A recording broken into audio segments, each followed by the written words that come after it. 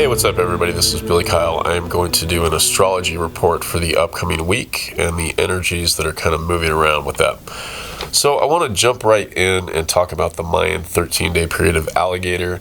It started on October 16th and it goes until October 28th. So we want to note that it previously occurred back on January 29th, 2021. So anything that was kind of going on around that time.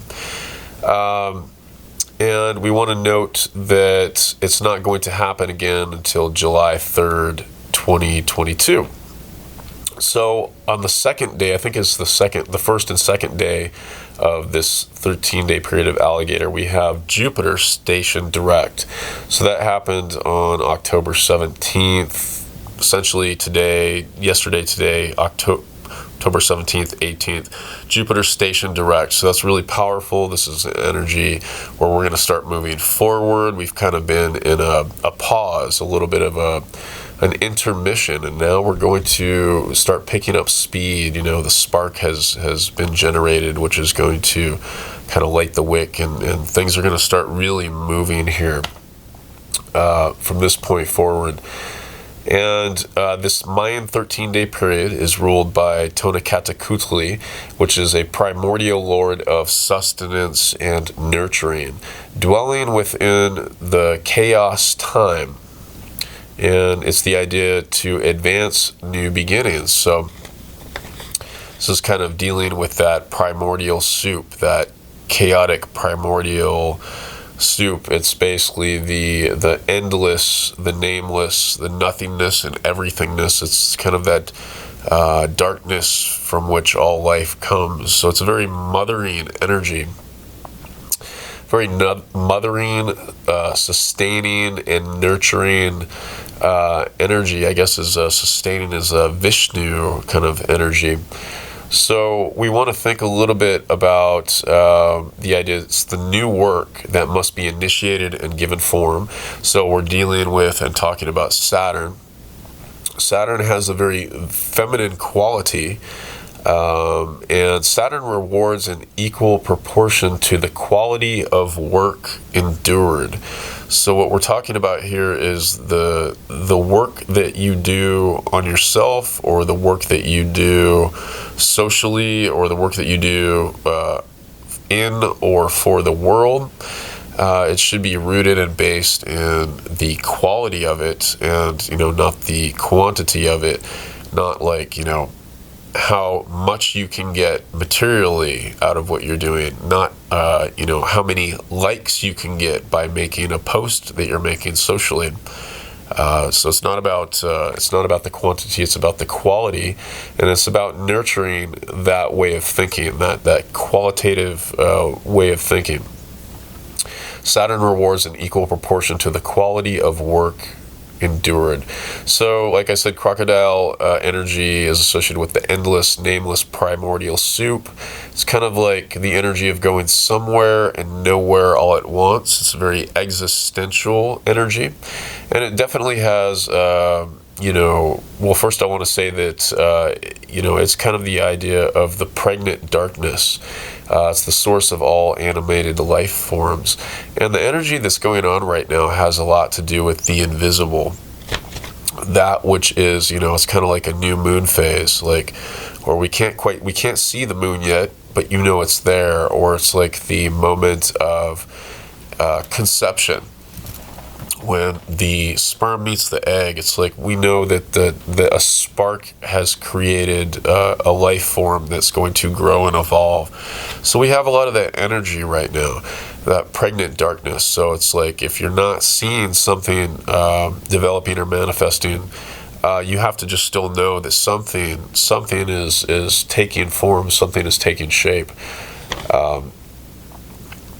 This energy, so it's the source of all animated life forms, and it's the eternal wellspring, flowing and offering life. That's kind of a key word, is offering. So this energy has to do with offering, because it's very motherly energy. It's like the mother offers her protection and her nurturing and her energy to support that life form of that child.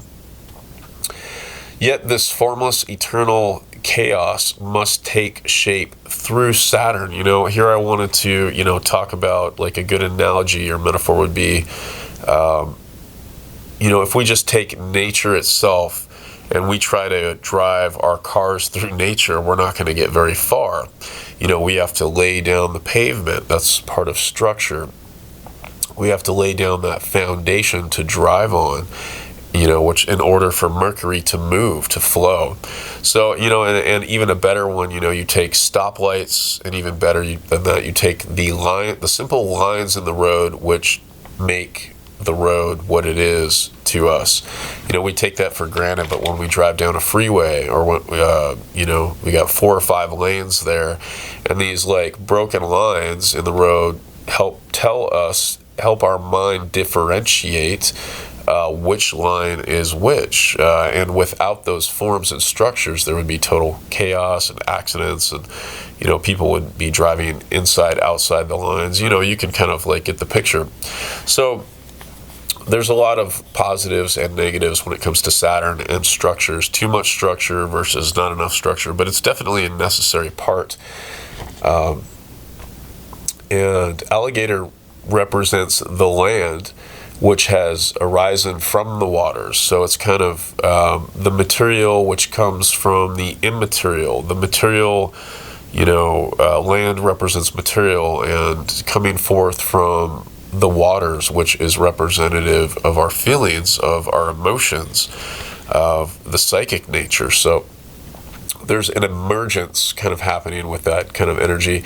And, I see Alligator as associated with a lot of the earth and water signs in that sense. So there's an energy of productive and domineering and mothering energy, that parental kind of energy, that feminine parental kind of energy, or that energy of the warrior which seeks to protect. These elements, this energy can also have to do with being territorial or posturing. So we can see a lot of territorial scenarios, whether it's physical territorial scenarios or even emotional or ideological territorial scenarios, and kind of how those are developing.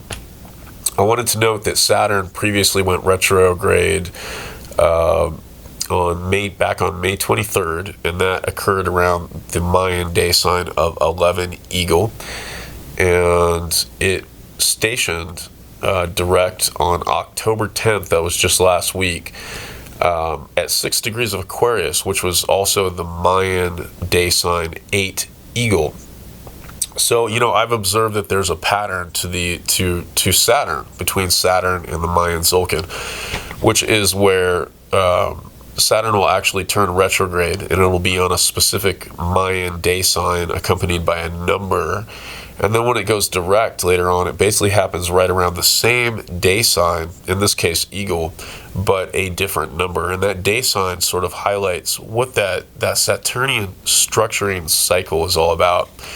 And because this is associated with Eagle, this has a lot to do with the structures of freedom, the structures of individuality, the structures that come from transforming our conflict inwardly and outwardly. And so we're seeing a lot of that in the world right now, transforming that structure, and a lot of themes of freedom. October 18th, so today is October 18th that I'm recording this, on the Mayan Day 3 house. The moon has moved into Aries, and Mercury just stationed direct at 10 degrees of Libra. So once again, things are starting to move forward. We got to still cover some ground, at least with Mercury, where Mercury went retrograde, and then it's going to still cover the shadow period.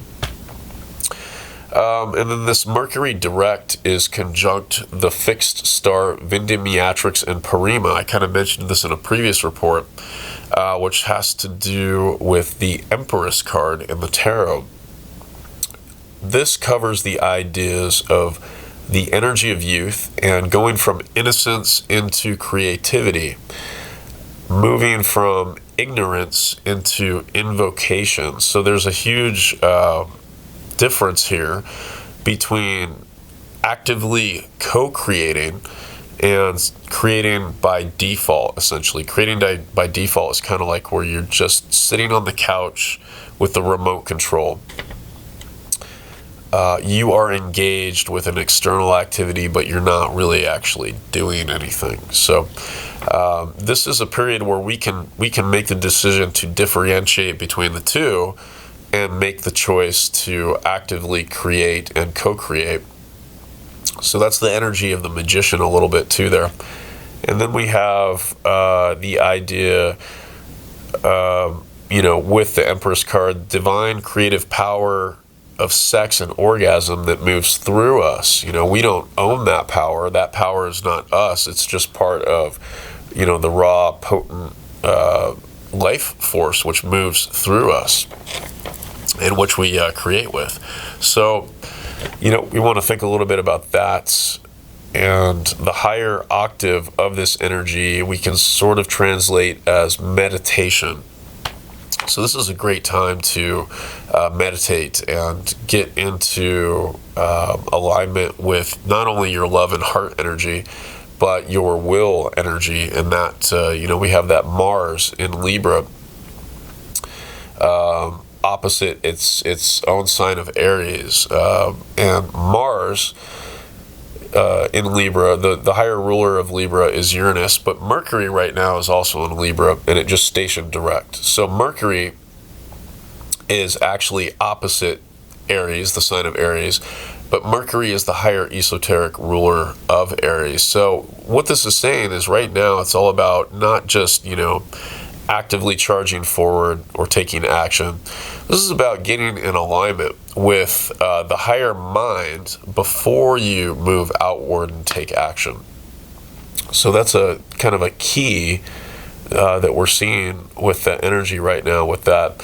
And meditation acts in a way as a skeleton key to unlocking the mysteries of life. It's kind of like taking a step back and silencing one's lower mind or inner dialogue so that one can come into a deeper connection and see more points of view inwardly. So we also have, it's the idea that we can constantly rebirth ourselves and co-create our own existence as we go. Instead of, creating by default or just sort of being created by others or by external circumstances.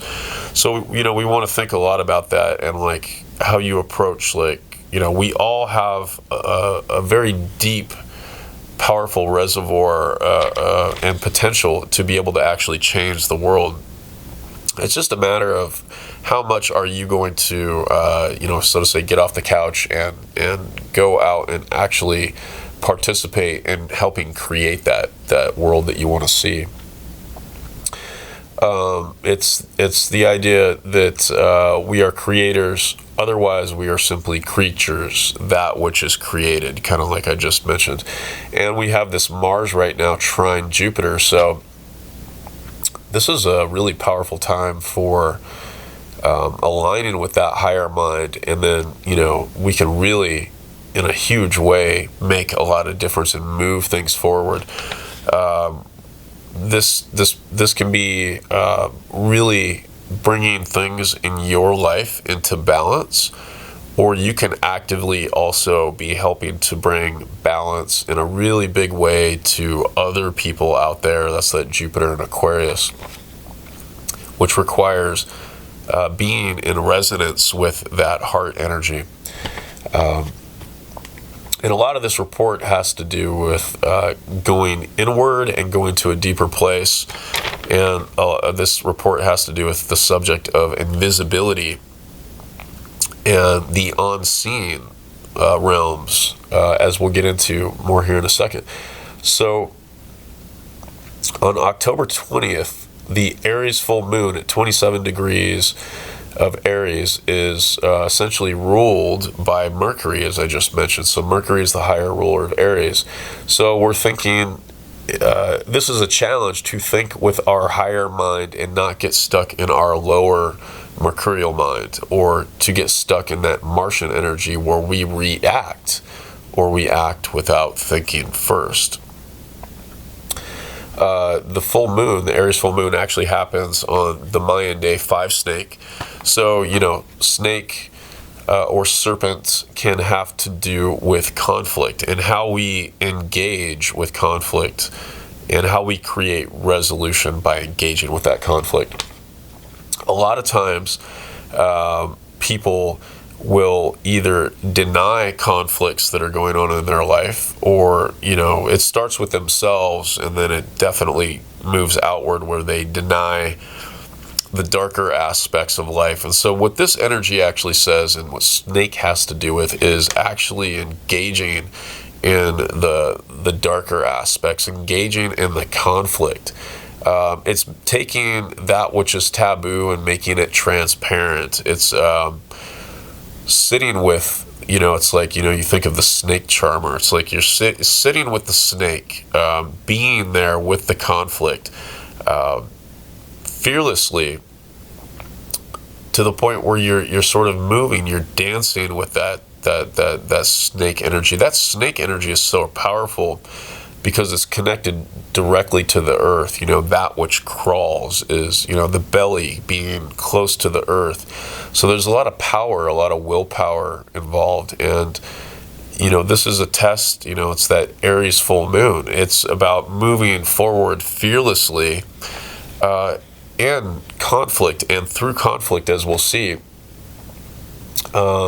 This Mercury is associated with the 4th ray of harmony through conflict in the esoteric literature. So this, once again, is not about denying or getting away from conflict.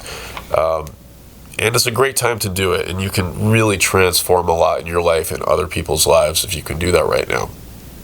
Conversely, this is also a time when people may potentially do the opposite. They may more strongly be magnetized to go into denial, to go into repression, to go into refraining from alternate points of view. And that's where people get lost in addiction, whether it's becoming an alcoholic or becoming addicted to drugs, becoming addicted to cigarettes, becoming addicted to sex, becoming addicted to anything. I suppose you could even be addicted to exercise. It's the things, the habits, the routines that keep us from slowing down and taking a look at things. A lot of people get lost in their work. So this can be a time to, like we said, connect with that higher mind, and really, take a moment to go into that. I think, what was I thinking before? It was when people go into denial of something, it's because, or when they use chemicals. And I'll first note that, our modern Western world is so used to everything chemical, being rooted in a scientific paradigm. It's so used to seeing solutions come from chemicals and problems come from chemicals, and it's all about chemical reaction, and the whole Western medicine system is built on chemical response, and how it deals with the chemicals in the body and so forth. So what I kind of wanted to mention was that we get lost in those points of view. So it's the idea that we get lost in this chemical solutions via chemicals, that we don't recognize the simplicity that, a lot of our ailments and dis-ease and our problems and conflict simply come from the fact that we don't fully feel what we're feeling. And a lot of times that means that people don't want to feel the conflict and the problems that they're dealing with and that they go through. And that creates blockages in the energy system and thus in the body. But, it's a lot of this is really just getting deep into it and feeling what's going on, and because that's where you really find solution. Our heart is not on the outside of our body. Our heart is within, deep within. It's in the center of our body. And like I said, this report has to do with inward and that which is invisible. We don't we go our whole life without seeing our heart, yet we know it's there and we know the symbolism and what it means. And so what I'm saying is that dealing with conflict, we have to get in touch with the deeper aspects. So that's getting in touch with our heart. And then you also align with will so that you can appropriately like move forward and take the correct actions and be rooted in the right way. So yeah, a lot of this has to do with being rooted at a deeper level. At this time of the full moon, we're dealing with ideas of, because we're talking about conflict in the higher mind, we're dealing with ideas of liberation from false truths, awakening from false truths. We have that sun in Libra opposite that full moon. That full moon is conjunct Aries. I'll mention that here in a second. And that sun is in Libra. Libra is esoterically ruled by Uranus. So we're, awakening the tension, the opposition, the awakening, that full moon in Aries ruled by Mercury in the higher mind. So this is going to be a time over, from the full moon for the couple weeks till this next new moon of people awakening to things which may be uncomfortable to them, awakening to that which may contradict their points of view. A lot of times awakening can be as liberating as it is, can be extremely uncomfortable. So this can be one of those times. And, I think to a lot of points in my life, some of the most challenging times in my life were also, I would say, the most beautiful, and they were also subsequently the most enlightening or awakening times. So these energies, not coincidentally, they go hand in hand. It's kind of a little bit of a contradiction that these energies go hand in hand, but if you really look at it, it's not. There's a lot of beauty with moving through conflict and awakening. And if we move forward here a little bit, we want to note that we talked about the fourth ray of harmony through conflict. There's a T-square between the moon, which is conjunct Eris, squaring to Pluto, and then Pluto is square to the Sun and Mars in Libra. So we have all this really potent cardinal energy. This is really about initiating, once again, confronting conflict, initiating it. And a lot of people may get lost in the lower, like, Martian aspect, but we're seeing, a lot of protesting in the world, whether it doesn't matter really what side of the protest you align with in your ideals, but it's just the fact that it's happening. And it's about taking these things outwardly, taking these things to the streets. It's about being that voice. Venus is in Sagittarius. It's about having the vision and these ideals, something to aim for. This is extremely important. We also want to highlight that at the time of this full moon, there's a Thor's hammers aspect. And this is between Pluto at 24 Capricorn, squaring the Sun and Mars in Libra. And then both of these are sesquiquadrant to Black Moon Lilith at 10 degrees of Gemini. So, a lot of this translates, that Black Moon Lilith is conjunct that North Node in Gemini very loosely, but still, it says that the way forward is to recognize the darkness, recognize that which we reject, recognize that which we want to exile or cast out, which we don't want to accept because it's too dark, or it's just something that, kind of like we were talking about a minute ago, when people don't feel things, they're in an aspect of denial. And that's where, the drinking comes in. The use of drugs and chemicals comes in. It's a way to basically not look at what's actually happening. And so this is a time to really deal with those. If you have addictions or patterns, to really look at those and deal with those, so that you can take a really good, transparent look. And that's the key word, is transparent, at what's happening, because that's the North Node says that's the way that we have to go. Even if the information that we're getting, if we don't like it, it's kind of still the way that we have to go. So that being said, I'm going to dive into a chart that probably nobody else is going to mention for this weekly report, but I have fun with it because I like mentioning like really strange aspects. So this is to deal with their septiles and biseptiles.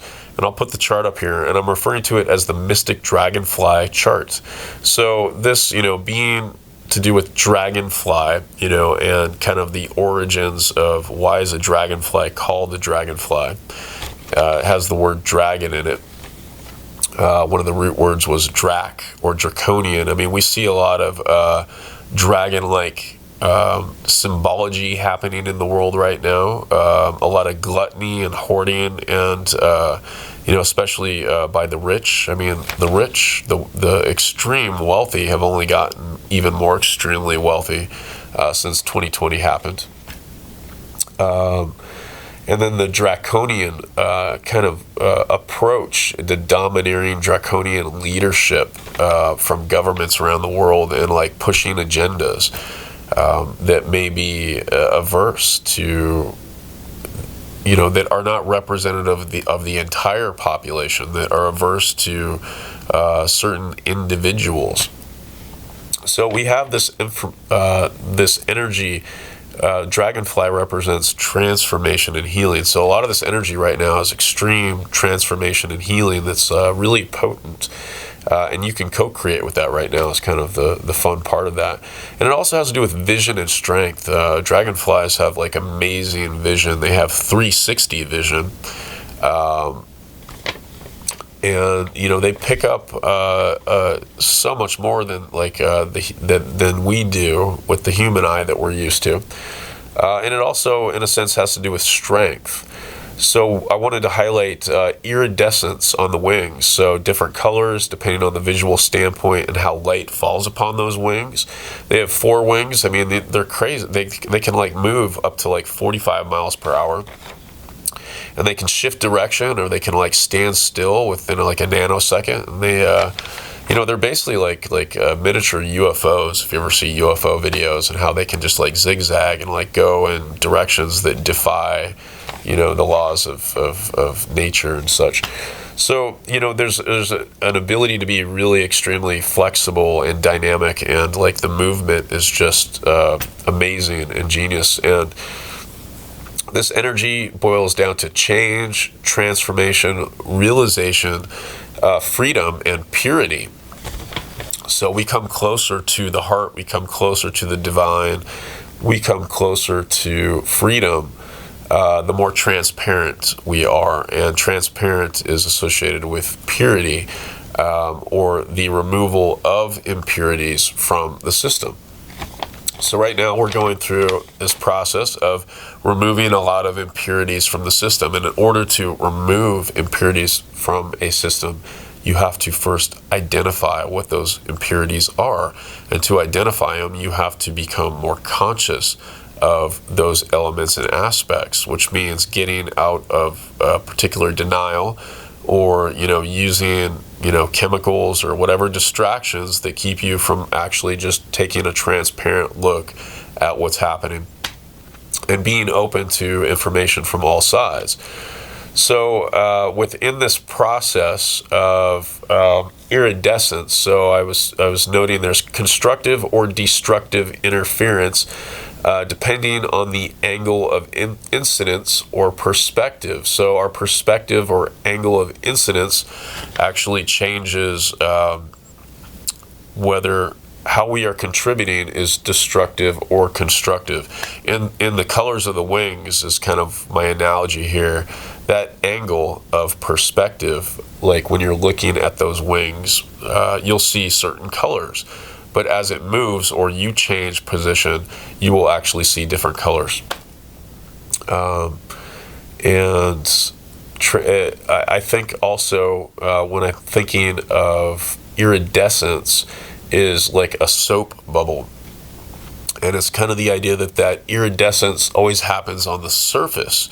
And as the bubble expands, those colors kind of like move and exchange into one another, because that light is constantly, as it hits the bubble, is constantly interacting with the changing dynamic, or the changing circumference or radius of that bubble. So kind of what I'm getting at here is that as that bubble expands, which has been shown in experiments or documentation, is that the thinnest part of the bubble, which can usually be at the top, or let's just say at the crown, will actually become transparent. All the colors disappear while there's still color left on the rest of the bubble. And it's usually at that thinnest point where it becomes transparent. That's the weakest part, where that signifies that that bubble is about to pop. So, I look at this as like there's a bubble, and this bubble has been expanding, and the bubble is about to pop. So, and a lot of what's happening in this process of this bubble expanding, all the colors are changing and moving. That's kind of like all that information coming from the North Node in Gemini. And what'll happen is, naturally, people will look at the bubble and sort of associate, let's say, with a particular perspective. But it becomes really difficult, because as that bubble expands, the iridescence changes. It creates new colors. So it can create confusion in people when people want to just identify or, take a standpoint of like, I see this color and that's the way it is. But naturally, life is not just a static vacuum that just stays the same. So there's been a lot of confusion, but we're getting to the point where that bubble is weakening and transparency is coming forth. And so that bubble is about to pop. In that sense, with a lot of things that are going on in the world, transparency is a key word that we're kind of going for right now, because, we get closer to the center, closer to the truth, closer to the heart with that. And I was looking up, so dragonfly and its origins can maybe be tied to the idea of the devil's horse. And there's, a lot of historical information. So there's Beelzebub, which I believe, so that was a deity that was worshipped by a particular faction or peoples. And what we had was those peoples being taken over or conquered by another people. And what happens usually when that happens is that the conquering people first take all the beliefs, the cherished beliefs and so forth from those people, and they change them. In this sense, historically, Beelzebub basically translates in a way as Lord of the Flies, which is the same thing as saying Lord of Shit. And so that's why it's always been, and through Christianity, there's been an association with Beelzebub as connection to the devil and all that kind of dark stuff. But what I'm saying is that when they took over these peoples, there's the idea that they corrupted the actual translation or the name of it, which most likely, instead of Beelzebub, which previous to that, which was actually Beelzebul. And when you kind of like look at that, Baal means Lord or Lord of, and then it's Lord of the following word, which in the first one was Zebub, which is Lord of the Flies or Lord of Shit. And if you actually look at the possibility that it was previously Beelzebul, it actually translates as high place or lofty place or place like high. So we could look at Beelzebul as actually the Lord of the high, or the Lord of the heavens, or even the Lord of like the boot. It's kind of a Buddhic kind of nature. So I just wanted to kind of like lay that as a groundwork. So with Beelzebub or Beelzebul, traditionally we're dealing with the themes of invisibility, science, love, and the power to garner favor from others. And these are all things that I see that are really part of the theme of what's going on right now. Invisibility. We have invisible enemies, invisible monsters out there that are coming at us, that people are afraid of, that people are being attacked by, right? So we have that invisibility, negative fear-based aspect. We have science, which in the esoteric is so there's the association with Venus, because she's associated with the fifth ray of concrete knowledge and science, which has to do with cutting things up, separating, dividing, separating things, looking through the microscope, like ever so much separating something from another thing. And so with that sense, that's kind of another dark negative aspect, but the higher would be to transcend it and realize that all things are actually truly connected, even when they appear to be separate. And then we have, with that, we also have love, and love can be blind. Like if we think historically, how many horrible things have been done in the name of love? We see a lot of, what we see is a lot of people right now in the world that proclaim a position or a perspective or a stance in the name of love, as if their position or claim or stance was rooted in love. Yet what they say about others who don't fall in line with their perspective is a lot of negative things, like fuck you, or this person sucks, or this person is that, and so forth and so forth. So you can't actually you can't do something in the name of love and then get negativity. And I mean, we've seen a lot of that in history where individuals have claimed to be doing something good or righteous, but the worst has actually come from it. So we need to be aware of that. That's a lower aspect of the love quality. The higher aspect would be, once again, the inclusiveness, the accepting of others, the showing up for others, and the loving and caring for others, despite their position, how much money they make, what they look like, what they do, and so forth. And then we also have the power to garner the favor of others. And that's one that we could probably expand on for quite a while. Right now, I think what a lot of is going on is the fear of not being accepted by others. Meaning, if you say something or do something that's not in alignment with the consensus or the majority, you're going to be ridiculed, you're going to be exiled, and so forth. So there's a lot of kind of mass focus around that. If we think about our ridiculous like culture that's come along with technology and the internet, it's just like people posting to get their, it's almost like a drug in a way. People get so used to making a post that is most likely usually tailored just to get the likes, to get the recognition. So we're that's kind of a lower negative aspect of that. Let's see what else here. With this, is associated Venus, as we mentioned, and Venus is actually, as the morning star, is Phosphorus or Lucifer. She's basically a dualistic goddess, because of her rising in the morning and rising in the evening. And then when she rises in the evening, she's an evening star. She's related to Hesperus. So there's a lot of really potent energy going on with this right now, is why I'm bringing it up, because she's getting ready to go retrograde. I think it's around December 20th of this year. And then she's going to go direct, and that energy is going to be like stark contrast, because once she goes direct, she's going to be the morning star. She's going to be representative of Phosphorus or Lucifer. And that's a very active, initiating energy. So there's going to be a lot of dynamic changes when 2022 comes, but that's for another report.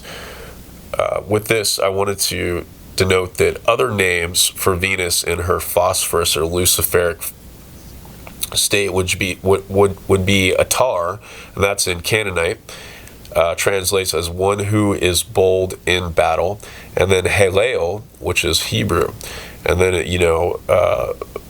Beelzebub basically translates as Lord of the Flies. So there's an association with that which is death, that which is dead, or the decomposing of material form. And You know, I think of the movie. If you've seen the movie, I think it was made, what was it made, the 80s or the 90s? But it was basically the group of British children. They were basically stranded on an island when the plane crashed. And then, you know, two of the older kids, like, sort of fight for leadership of the group. And it's a pretty dark movie. At one point, one of the groups that was one of the rebellion groups that was kind of rooted in a sort of a lower nature. Anyway, they go out and they kill a pig, and they cut the head off and they put it on a stake. And they're at one point after that, one of the boys has sort of a hallucinatory vision where he has a conversation with this pig's head on a stake, and it essentially talks to him, and it says like, look, you know, you cannot. The beast is a theme in this movie, because they're afraid of this beast that's out there on the island that's going to get them, and so they gotta, you know, that's kind of a theme of the movie. So it says that the beast is not actually something that's out there. It's not something that they can hunt and kill and get rid of. And it says the beast is actually within you. It's within all of you. And so it's the idea that darkness is actually within you. It's not just all out there. It's not something that you can blame in this person or that person or this group or that group. It's actually within you, and it's something that you have to get in touch with. And so that's that part of this, you know, Aries full moon energy is boldly, fearlessly, you know, sitting with that conflict that we're talking about, that serpent energy or that conflicting energy, and transforming it. So yeah, that in that movie, Didra's talking about how that energy is within you. And, you know, this Beelzebub energy can kind of have to do with gluttony. We kind of mentioned that earlier.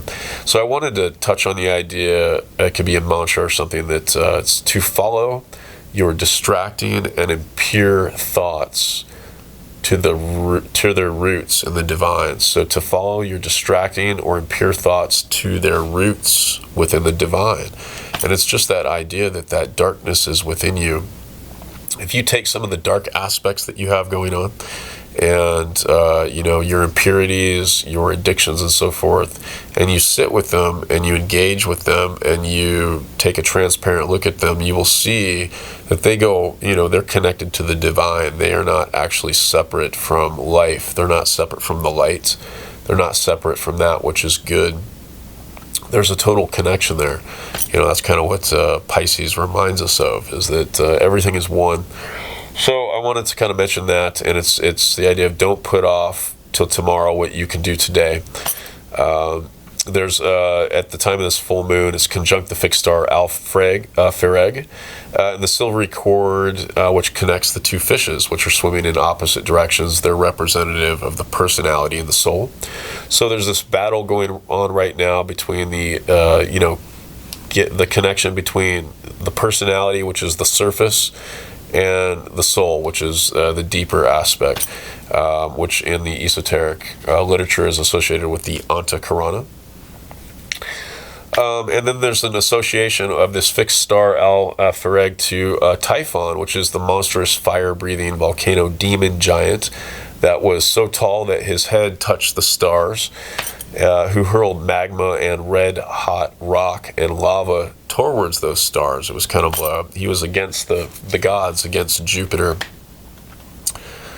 or Zeus. And we also want to note the fact that this is associated with the tarot, the stars. So it's the idea that, you know, we are the stars beneath the stars. You know, we're made of that. We are made of stars and the stardust. So, you know, we are essentially that which is like all of the universe. So there's a connection. So it's moving from separation and isolated thinking to more inclusive and a way of thinking that says that we are all connected in that sense. You know, what is that? The beauty is only skin deep or something. It's just kind of like, you know, beneath the skin or the color of it. I mean, it's kind of like we're all the same. So, and it's that idea of moving into the invisible or the deeper aspect to get in touch with that. Like I think I kind of talked about like the heart, you know. But moving forward, we have a grand air trine between Mercury and Libra. Saturn in Aquarius, and the North Node plus Black Moon, Lilith, and Gemini. And I see this as positive, but you know, a trine and a grand trine can be like a super open circuit that just keeps flowing. So it depends on what we create and put into it, on how it will actually develop, whether I guess we can consider it good or bad. Once again, with Black Moon Lilith, it's just kind of like really looking at that, the darkness that we have, the things that we reject and that we don't want to either account for or that we don't want to accept, and, you know, seeing how we can look at that differently.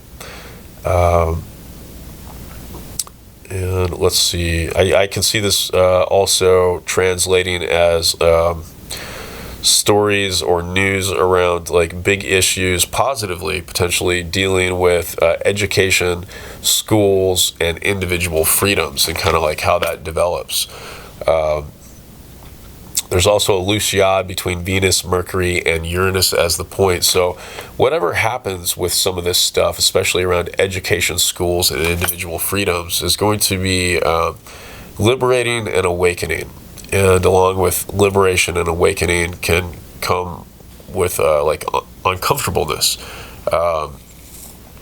You know, being a little pushed out of one's center because you're having to adapt to something new or something like that. So anyway, yeah, I wanted to leave this with the keynote or the idea or phrase. You can meditate on it.